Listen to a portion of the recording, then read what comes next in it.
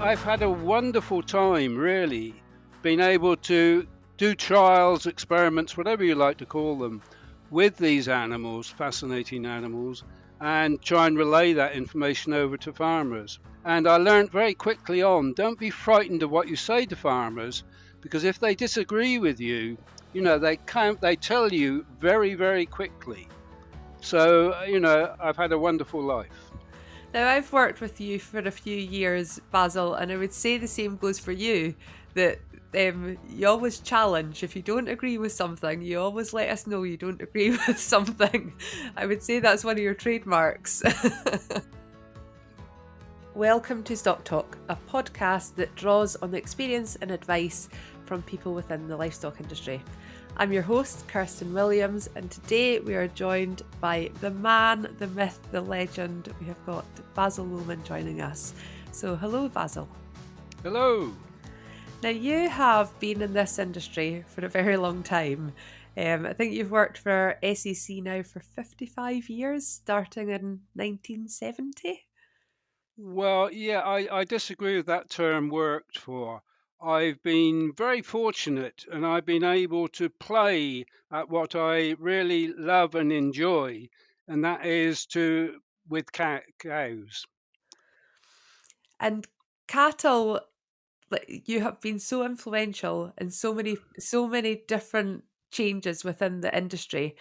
I wonder if we go back to 1970, what did beef farming look like in Scotland back then? Well, I think as far as my involvement has gone, I think we can go back a bit further than that, to when I was about, I don't know, 10 years old or something like that, when the next door neighbour to us worked in a mart, and he used to get the Farmers Weekly in those days regularly, and he used to give them to me. And nearly all adverts were in there were for what was called baby beef, which other people used to call belt buckle beef.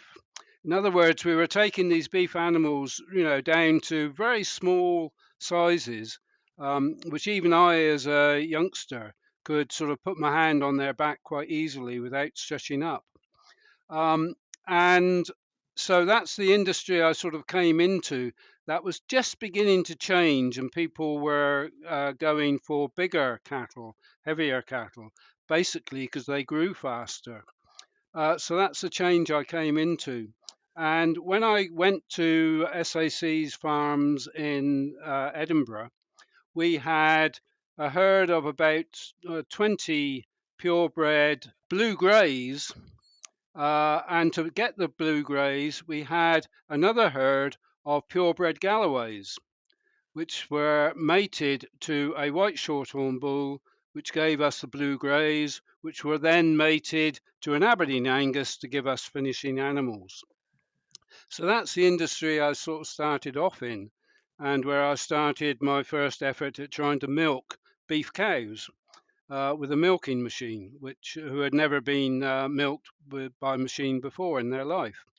Uh, and it changed very rapidly because about 3, 4 years after I'd come up here, we got a brand new Charolais bull. Philander was his name. I don't know what Philander stands for, but that was his name. And we then started crossing him to a new type of cow, which was the Hereford Friesian or the Angus Friesian, which was coming from the dairy herd. And that was the industry I grew up in, if you like. Okay, so breeds have changed quite a lot, haven't they, since then? Now we're gone from that baby beef at the start to the big continentals. It's quite a Yep, change. that's right. And we've got cows which are much, much taller than I am. And that I think is I think we've gone too far. It's like all of these changes, you tend to go to the extreme, and somewhere the best place to be is in the middle, not at these extremes. And how did you get on with milking a blue grey? Well, actually, they were the first ones I started off with were heifers. And so they didn't know any different, and they weren't any worse, particularly, than a normal cow. They're like all females, though, they did have their exceptions. And after we'd started doing that, we went into a larger trial, and I think we were machine milking, which I only did on a Sunday because nobody else would work on a Sunday. Um, uh, but otherwise, there were employed staff milking them. And after what I don't know, even after I think we did a 6 month lactation over the winter when they were housed in any case.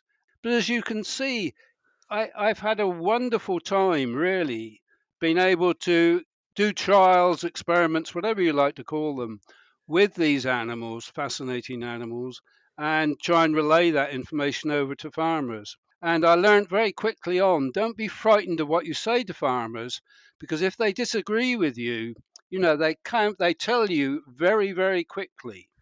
So, I've had a wonderful life. Now, I've worked with you for a few years, Basil, and I would say the same goes for you, that you always challenge. If you don't agree with something, you always let us know you don't agree with something. I would say that's one of your trademarks. Well, everybody's got opinions, and we come from different angles. So I, uh, yeah, okay. I think we accept. One of the sayings I've developed in my old age is that if you can get something printed in the press 3 times, it becomes a fact. And we should always question a lot of these facts which are just being repeated by everybody else because Bill said that's what it was, etc., etc. So I think querying is a very important thing we should all be doing. And if we think back to your blue greys that you were milking, what was the experiment there? What were you trying to find out from milking these Well, cows? initially, all we wanted to know is, how much milk did they produce? And then we used to machine milk them. This is how stupid we were. We used to machine milk them and go through all that hassle. And then we used to take the milk and feed it to their calf. Okay. So we knew how much the calf was drinking and how fast it was growing, etc., etc. And we knew the amount of milk the cows were giving and the quality of it in terms of fat and protein, which enabled us to work out how much food was needed to produce the milk that the cow was producing to feed the calf and how much energy the calf was getting, etc. So that's where we started off. And then we looked at 3 levels of energy basically. We fully met their protein requirements, but we reduced their energy. And some of these cows went through the winter on something like just maintenance and were lactating right the way through. And that led us on to, because these cows lost an awful lot of live weight, to produce the milk for their calf. Uh, and that led us on to condition scoring, which I think is one of the things myself and an excellent PhD student developed. And it was a marvelous system. And I think it's something that gives me some of my biggest satisfaction would be from those trials. So it was a fascinating time. So, Basil, you've been very involved within body condition scoring of cattle. Are you still going out and doing it now? I I don't go out and I've not got a fad about it. I don't go out and pinch people's cows to condition score them. But what I do is whenever I'm looking at cattle, any cattle, I always look at that area just behind the rib cage on the left hand side, which is where the rumen is, and try and visualize without handling them what they how much food they've got inside them, and that's a good indicator also of their condition. So that's what I do automatically. Having said that, if anybody did invite me out to condition score their cows, as long as there weren't too many of them, I'd be delighted to do so. Um, And how are you finding when we have so many different breeds of cattle? When you're doing it by eye rather than handling them, how are you finding the differences between the various breeds? So if we think of like your maternal breeds compared to your yeah, continentals, yeah. Well, all breeds can be exactly the same condition score, but they will be at completely different live weights. So that's the thing, and there's a lot of people out there, for example, buyers of finishing cattle, who will be much better at guessing live weights than I would be. So the breed does to me doesn't come into it at all. I think if you're at a condition score of 1, then whether you're a Charolais or a Dexter, you're close to dying. It's just that the Dexter will probably die quicker simply because it's got less body to draw upon, but it will have a lower feed requirement and for when we maintenance. speak about feed requirement for maintenance, then how much feed is required for a body condition score? A unit condition score change in condition is approximately 13% of the animal's mature weight at a condition score of about 3. Which is it's a lot of kilos, isn't it? It's a lot of Yeah. kilos, yeah. But if you think about it, we have done wonderful things and sometimes crazy things in the way we breed cattle. But basically, the original cow who existed way before man, I think, I'm not old enough to know that's true or not, but I think it is probably true. And therefore, went through a winter. If you look at the animals, cows that really intrigue me are the muskox. Um, they, live in snow for most of the winter, and they calve in the spring.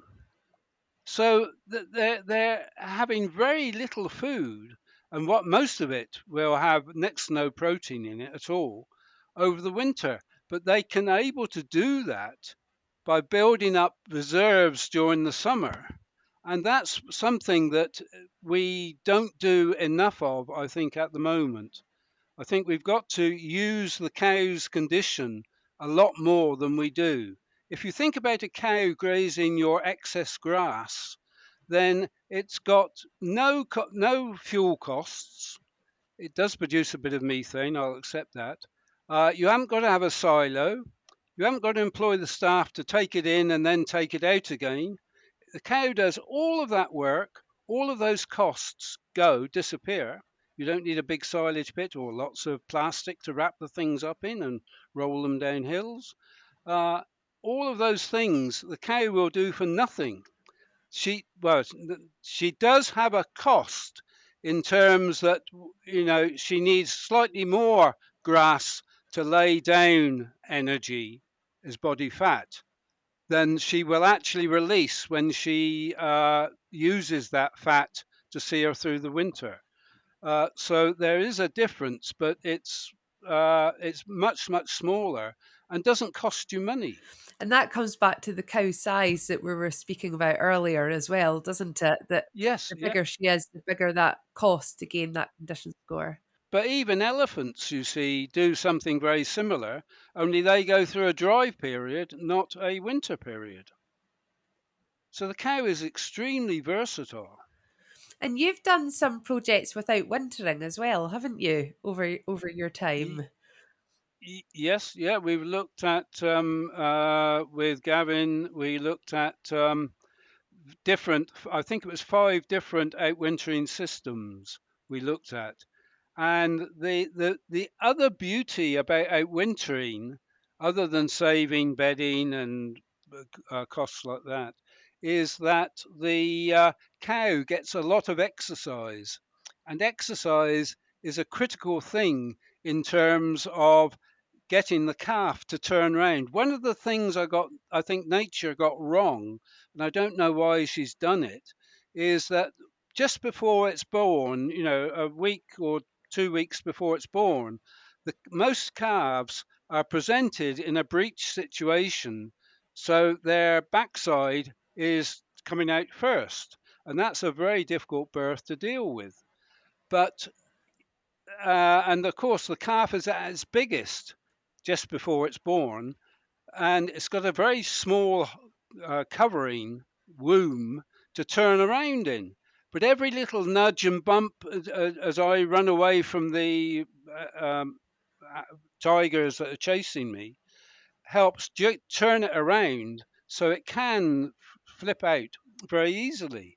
The one thing I have a lot of respect for are the antelope in Africa, where they sort of are going along grazing. They stop for 5 minutes, squirt out the calf in another 5 minutes. The calf stands up after another 5 minutes, has a suckle, and then it's running away from lions and surviving.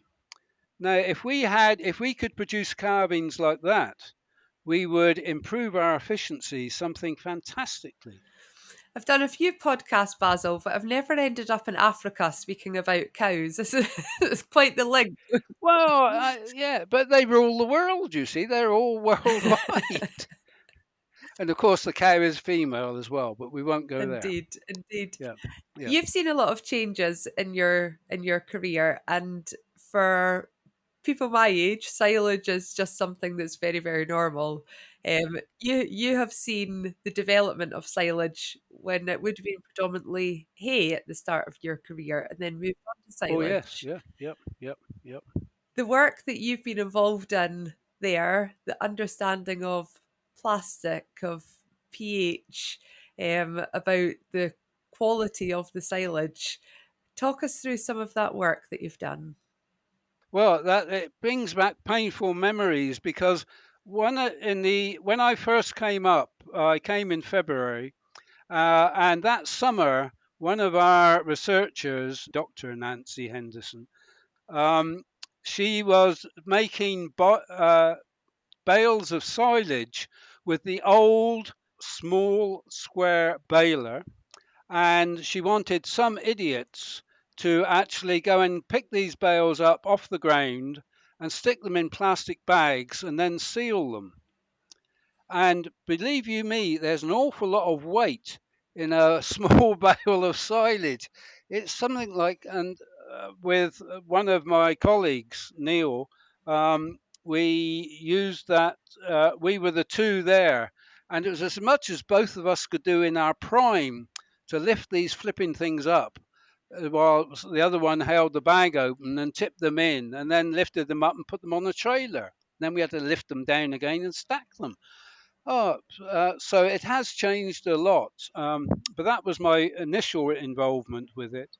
And then Nancy was a wonderful woman and a very good researcher. But her big advantage was she could make jam jars full of different silages. So whereas we would make one silage from one field, she would go and get the grass from that field and put, a handful in all of these different bottles and ended up with, a whole range of different silages simply from how she handled them while they were being made. So yeah, but that was my involvement. It was mainly as a strongman. Well, that's a boast, isn't it? Which is a lie, obviously, but still, that's neither here nor And there. then you will have seen the transition then from silage to straw-based rations as well. Yes, yep, which we're very much in favour, and I think it's something we've got to look at again in a lot more detail. What worries me is the extreme variation we're getting now in extreme weather. And that is affecting our feed supplies. And hopefully, the arable people will still be producing straw in the future. Might not be tons of it, but it's also something which is can easily be kept with very little deterioration in its feed value from 1 year to another year to another year. And even at the end of those 3, 4 years, you can use it as bedding. So I think it's something we've got to go back to. And one of the big problems with straw is it's very low in protein, excessively low. It's only about half, roughly half of the protein requirement per kilogram of dry matter that the animals need. And I think the other side of the protein story is straw is short in protein, but we have non-protein nitrogen in terms of urea, which can add protein to it, to the straw, and it will also help a little in break down some of the indigestible parts of the stem and increase its feed value as its energy value as well. So I think we've got to go back and look at straw again. And the other thing I think we've got to take into account is what is the most critical time in the year of a cow's cycle. And to me, it's getting her pregnant. If you don't get her pregnant on time, then, the whole thing just doesn't work. And to me, in the winter, we normally have some forage around and we can buy in forage or concentrates and what have you. So I think we've got to go back to autumn calving again. And it's interesting that one of the exciting things is, to me, well, everything's exciting to me, but the Simmental, there's a Simmental breeder, John Jeffrey, has a Simmental cow who has calved 6 times, and 5 of those times have been twins. So she has a calving percentage, like a lambing percentage, of 183%. It's phenomenal.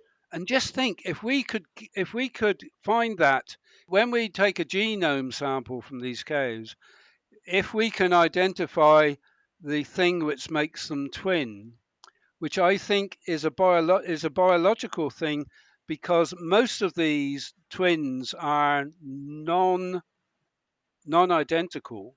They're not identical twins, which means that the cow has produced 2 eggs instead of one, and both of those eggs have been fertilized. And in other words, the cows have been flushed. And if we could do that and make the cows more susceptible to flushing and calve them in the autumn, then I think we would have a major effect on terms of productivity from our beef cows. Two, I wouldn't want to go to the sheep yeah, I level. was going to say two things there is, I guess, body condition is a big thing to manage for your autumn calvers. But is twins really desirable in cows? I think yeah, I think it is. I think you need to make the cow fit the rearing of twins. But this cow, I mean, being a Simmental, which is basically a dual purpose cow, because in many parts of the world it's actually milked for human consumption. Um, she's reared all her twin calves herself.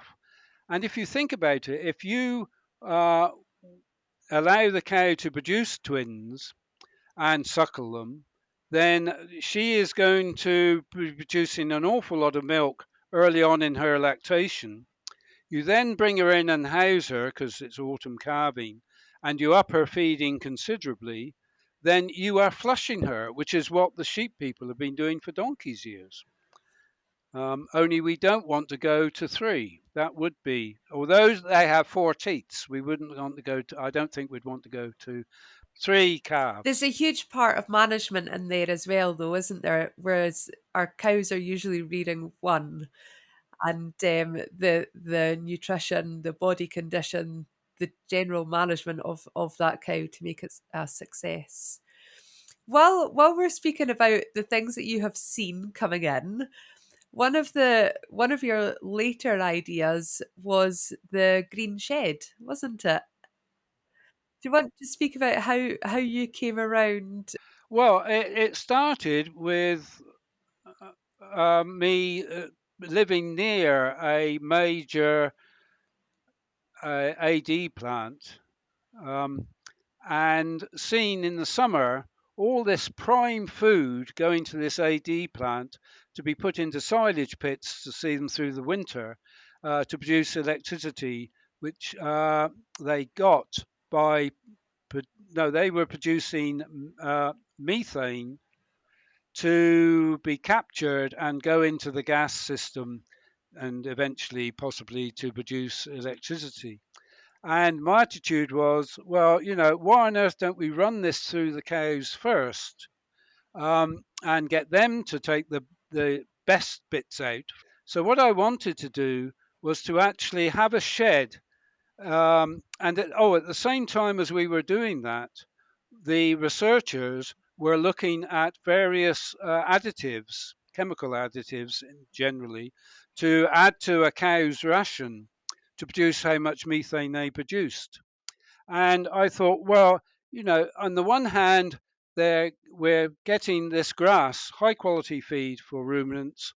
Growing that to produce methane and nothing else. Why don't we actually feed that to cows, which is what it's designed to do, capture all the methane they produce, and the, we also will produce food for the human population, which I think is going to be a shortage of food. I think is going to be a major problem in the future.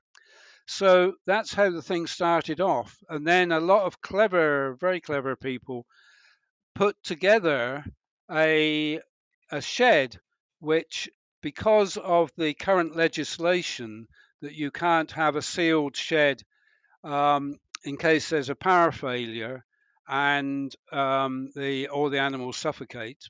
So what we had to do was to have one which sucked out most of the methane, but not quite all of it, because it had to have a system whereby the animals could always have oxygen available to keep them alive. And then we used the FYM they produced, the dung they produced on straw, went into an AD plant with the methane going into the AD plant and was used to generate electricity.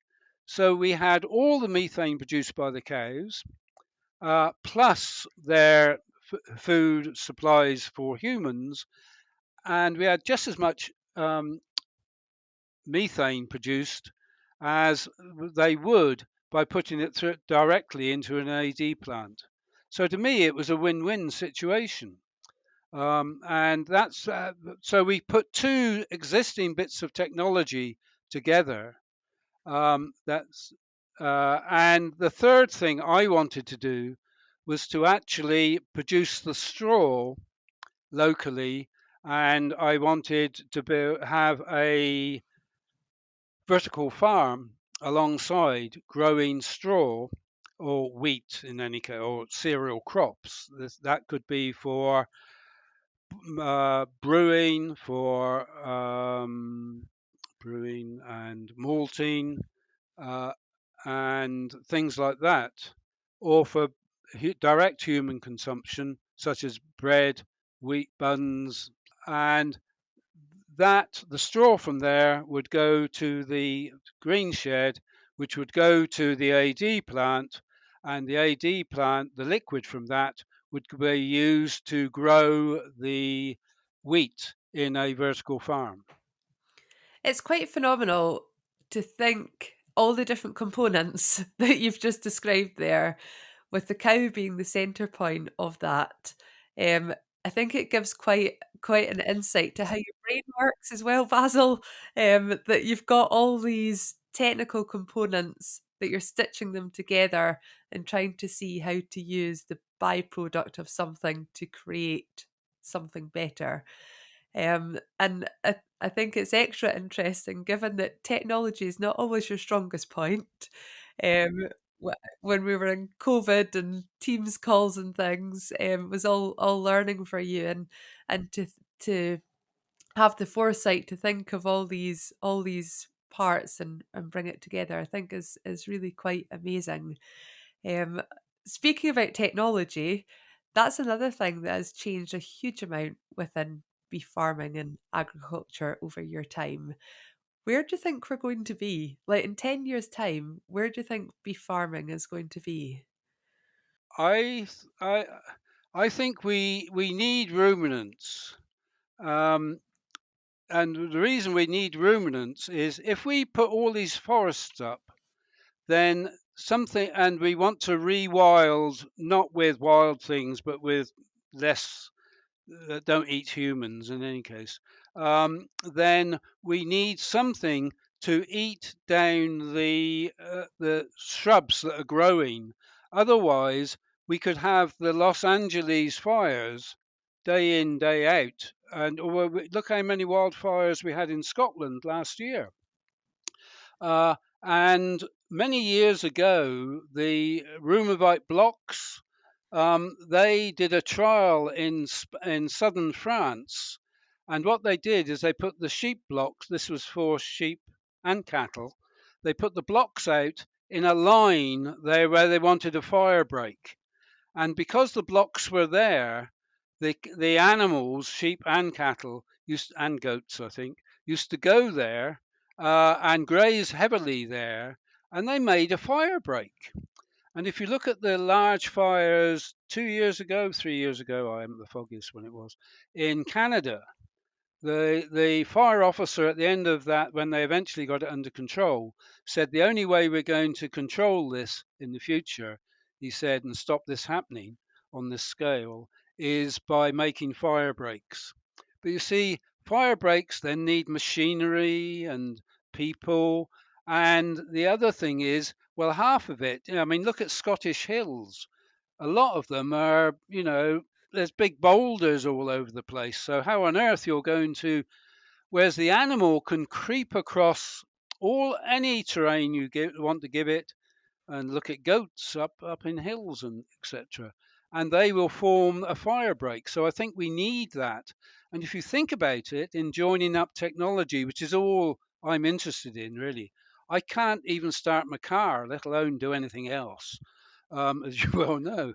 We can actually keep them in an area now because we've got these virtual fences. So we could actually make fire breaks. So ruminants we desperately need for the future.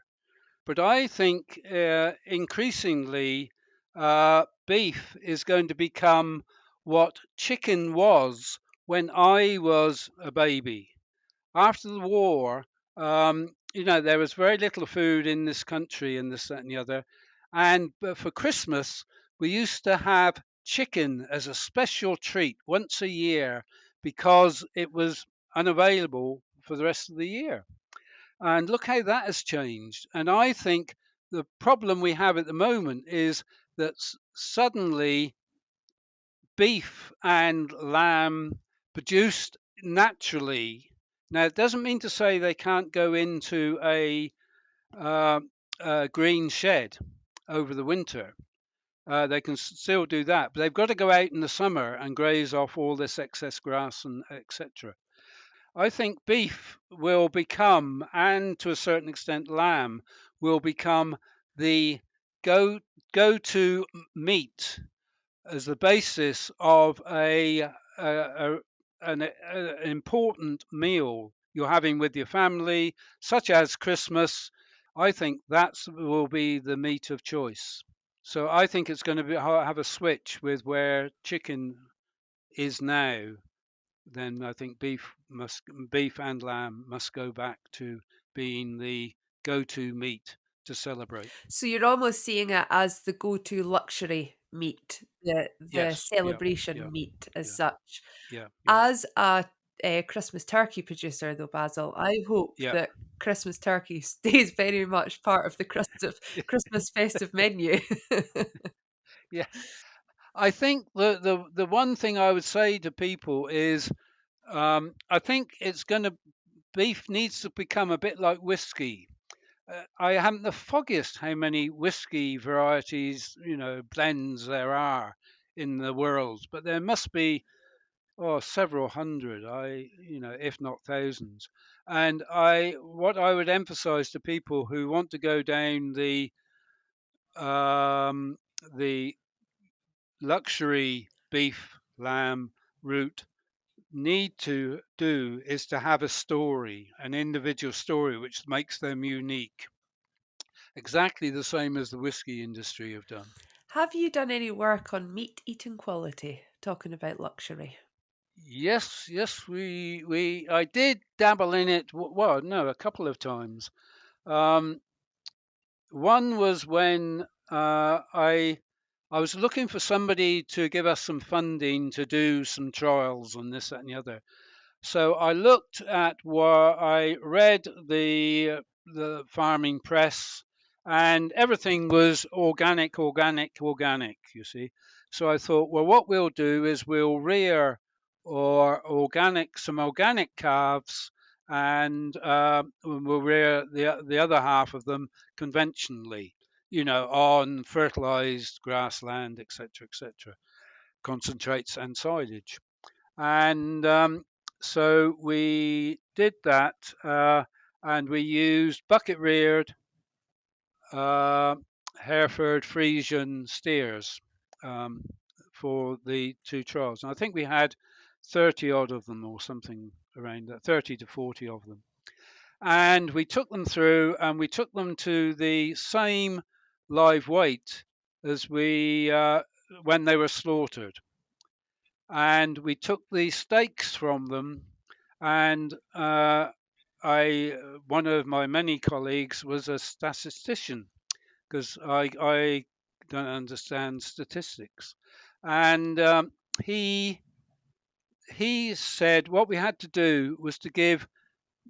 We had four steaks. No, we didn't. We had two steaks. We gave every household, and we had low income households according to some local standard, and then affluent houses. And each of those houses had two steaks, one for the husband and one for the wife. And we gave them two 1 week and two a week later. And now, half of those steaks were from organically reared cow animals, and the other half were from conventionally reared animals. And the beauty of giving them two steaks this weekend and next weekend was that some of them got the organic steaks the first week and the other ones the second week. Some of them got organic both weeks, and so we had the whole combination there, which was a very clever design, not by me, by this Tony. That showed statistically significant that they preferred the uh, organic beef.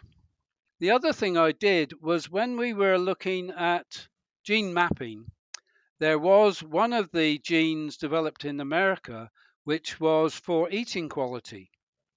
And to see, we conned the company over the people who are marketing it over here, and said, "Well, look, if you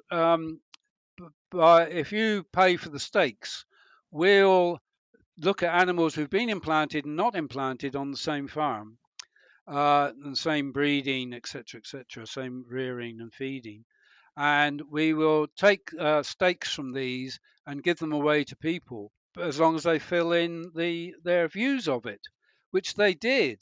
And that showed that there was again a statistical significance in those which had a high eating quality rather than a low eating quality. So it is a heritable trait. It's fascinating to hear your stories, Basil, and you can hear the joy in your voice as you're reminiscing and going through the old days to what you did and who you worked with as well, which is lovely to hear. Um, I myself have really enjoyed working with you over the years, and um, you always challenge me, the team. And I think that's brilliant because it makes us think, it makes us discuss things, and it makes us really think about the advice we're giving or the statements we're doing. And I think that is an attribute that is really, really good, because we have to think about what we're doing and saying. Um, I think as well, though, it's really interesting listening to you and following your career, and the amount of new techniques that you have pioneered and brought in, from things as body condition scoring using your hand up to the likes of the Greenshed, which is quite phenomenal. So it's been lovely hearing your stories. Please do keep challenging us and making us think, as the same with the whole industry. And yes, I just want to thank you for joining us today in the podcast. And we'll see what idea comes up next with you. Well, my next idea is that I would like to have the last say. And the thing I want to stress is none of this would have happened, and I wouldn't be sat here, and I wouldn't be happy if it wasn't for the people I worked with. As you say, I'm no good at technology and what have you. But, I've managed to con people to happily, put things together for me so they work. And it's a huge, huge list of people who've been so helpful to me that I can't, I wouldn't be able to remember their names nowadays, I'm afraid. All I've done is daydreamed, and other people have done the work, not You've me. had the vision, though, Basil. That's the thing. We need the person with the No, vision. daydreams, People. daydreams. Brilliant. Well, thank you so much for joining us, Basil. Thank you. Thanks for joining us for this episode of Stock Talk. If you enjoyed this podcast, please like and follow our show. If you enjoyed listening to this episode, you may enjoy some of our other Farm Advisory Service podcasts. This podcast was presented by me, Kirsten Williams, produced by Heather Stewart, edited by Kieran Sim, with executive producers Kirsten Blackwood and Kerry Hammond. Come back next time for more Stock Talk.